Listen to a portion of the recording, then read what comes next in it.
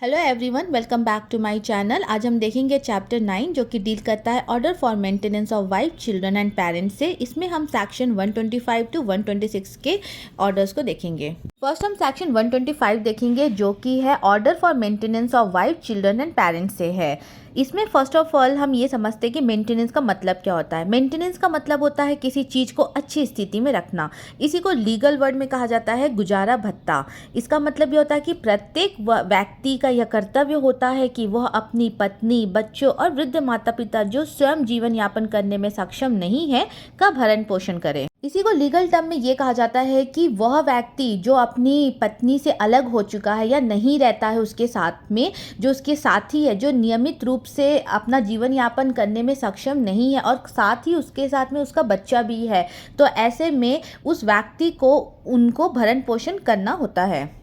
यहाँ पर जो सेक्शन 125 है वो भरण पोषण के आदेश से संबंधित है। इस धारा में उन पक्षों का नाम दिया गया है जो भरण पोषण के लिए हकदार है। साथ ही जो दावा के लिए जो भी आवश्यक सामग्री होगी उसका तथ्य होना बहुत जरूरी है।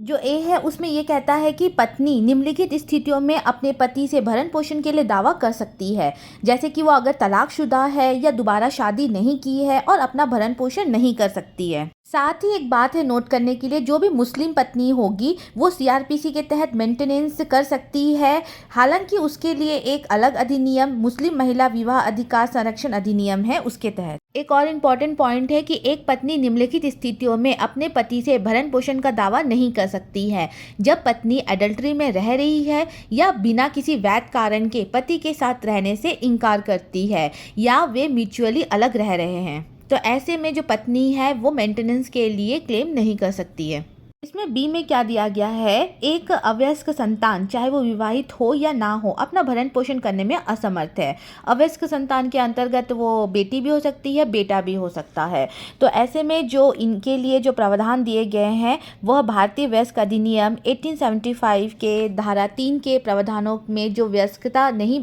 प्राप्त करता है, जो 18 वर्ष से अधिक का आयु का नहीं होता है, तो ऐसे में जो सीआरपीसी के सेक्शन 125 के तहत भरण पोषण पाने का हकदार है। इसके अंतर्गत एक अगर अविवाहित बेटी है तो वह अपने पिता से भरण पोषण पाने की हकदार है। अगर वो विवाहित है और उसका पति उसका भरण पोषण करने में सक्षम नहीं है तब भी वो अपने पिता से भरण पोषण पाने की हकदार है। साथ ही एक बच्चा जो कि मानसिक और शारीरिक रूप से अयोग्य है तो उस बच्चे के जो पिता है उसको भरण पोषण करना होगा उसका, और इस असमानता के आधार पर वो मेंटेनेंस क्लेम कर सकता है। इस सेक्शन में एक इम्पॉर्टेंट पॉइंट है कि जो माता पिता का भरण पोषण का जो दावा होता है एक वैधानिक दायित्व है। इसे बिना किसी भी वैध दावा के खारिज नहीं किया जा सकता, मतलब इसके लिए प्रूफ होना बहुत जरूरी है। इस सेक्शन के सेक्शन 125(1)(d) के अनुसार यदि व्यक्ति इनकार करता है मेंटेनेंस देने से, तो ऐसे में जो प्रथम श्रेणी के जो मजिस्ट्रेट होते हैं वो आदेश जारी कर सकते हैं कि वो अपने पत्नी बच्चों को मासिक दर पर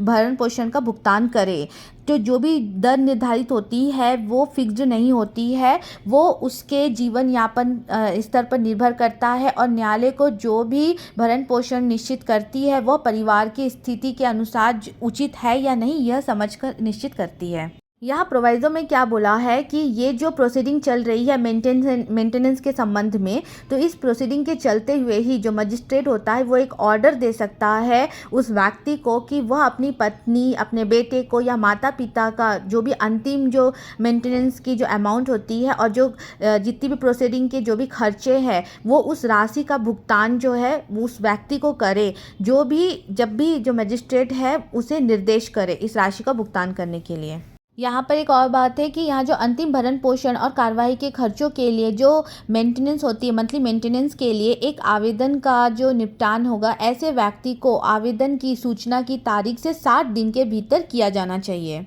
इसका मतलब है कि जो भरण पोषण के लिए या अंतिम भरण पोषण के लिए एक ऐसा जो रकम है या कार्यवाही के खर्चों का जो भी आदेश की जो तारीख है से यदि ऐसा आदेश दिया जाता है तो जो मेंटेनेंस है या जो अंतिम मेंटेनेंस अमाउंट है और जो भी प्रोसीडिंग के जो भी एक्सपेंसेस है कि आवेदन की तारीख से ही संदेह होगा। नेक्स्ट है सेक्शन 125 के सबसेक्शन 3। यदि कोई व्यक्ति बिना पर्याप्त कारण के आदेश का पालन करने में विफल रहता है तो ऐसे में मजिस्ट्रेट होते हैं उसे जुर्माना के साथ राशि का वसूल करने का आदेश जारी कर सकता है। यदि जो वारंट निष्पादन के बाद भी अगर वो विफल रहता है तो ऐसे में मजिस्ट्रेट उसे कारावास की सजा भी सुना सकता है, जो कि 1 मास तक की हो सकती है। और यदि इसके मध्य में यदि वह भुगतान कर देता है तो ऐसे में जब तक कि वो भुगतान करता है तब तक की अवधि के लिए उसे कारावास में रखा जाता है। यह प्रोवाइजो में ये कहा गया है कि इस धारा के अंतर्गत जो देय किसी रकम की वसूली के लिए कोई वारंट तब तक जारी ना किया जाएगा जब तक उस रकम के उद्गृहित करने के लिए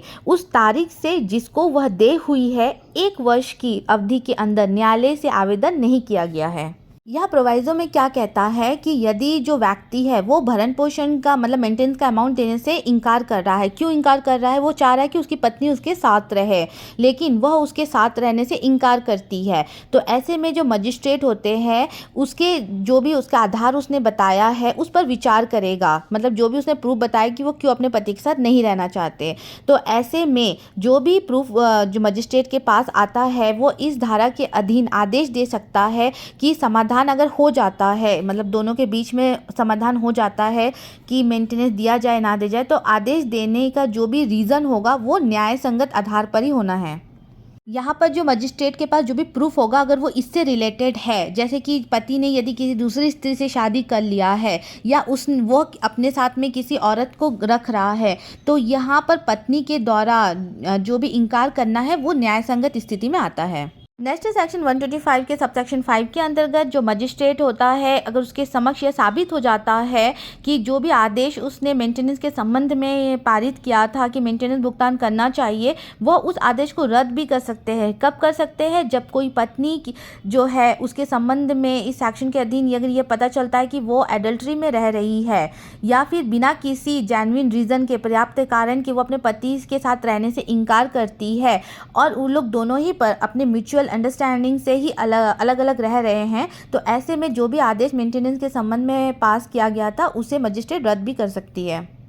नेक्स्ट हम देखेंगे सेक्शन 126 जो कि कंप्लीट प्रोसीडिंग से रिलेटेड है। इसके सबसेक्शन 1 के अंतर्गत जो भी सेक्शन 125 के अधीन जो भी प्रोसीडिंग होनी है वो ऐसे ज़िले से की जाएगी, डिस्ट्रिक्ट से की जाएगी जहां वह व्यक्ति रहता है या वह व्यक्ति और उसकी पत्नी निवास करती थी या अंतिम बार जहां वह उसकी पत्नी और उसका बच्चा जो है निवास करते थे। इसके सबसेक्शन 2 के अंतर्गत जो भी ये प्रोसीडिंग होगी ये सब साक्ष्य जो है ऐसे व्यक्ति की उपस्थिति में लिया जाएगा और जिस व्यक्ति के लिए ये मेंटेनेंस क्लेम जो है दिया जाएगा करने के लिए आदेश जारी करना होगा, अगर वह व्यक्ति की हाजिरी अगर न्यायालय में ज़रूरी नहीं है तो ऐसे में उस व्यक्ति के जो प्लीडर होंगे उसकी उपस्थिति में भी ये किया जा सकता है और जो भी रूल्स होंगे उस सारे और जो भी रूल्स के अकॉर्डिंग ये सबको लिखित रूप से किया जाएगा जैसे कि संबंध के मामलों में किया जाता है।